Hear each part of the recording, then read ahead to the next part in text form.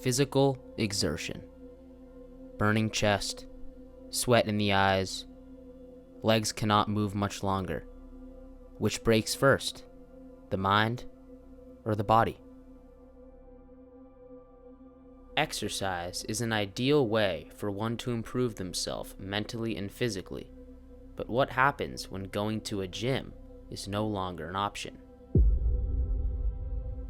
What happens when people who rely on exercise for the sake of their mental health have to improvise? Starting in March 2020, those once hypothetical questions were brought to a forthright reality. A forthright reality which we've all been affected by. This is how COVID-19 has affected an essential outlet in both of our lives.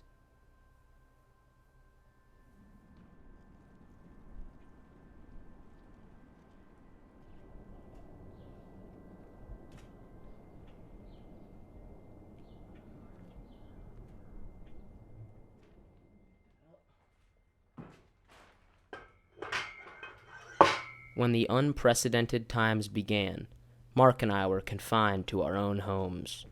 We were confined to our own equipment as well. Our only alternative was to use what we had in order to keep up with our goals.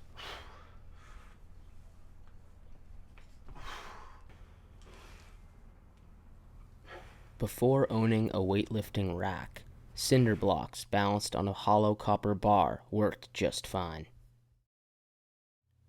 COVID-19 presents numerous limitations for people trying to work out.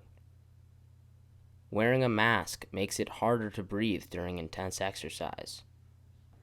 We're limited with less space than before, and our equipment can't compete with the commercial gyms.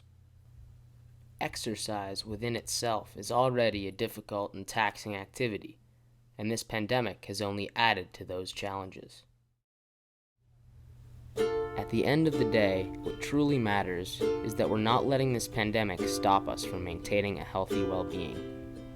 Keeping yourself in good physical and mental shape during a public health crisis is just as important as any other routine, and this is the least we can do to stay sane during these crazy times.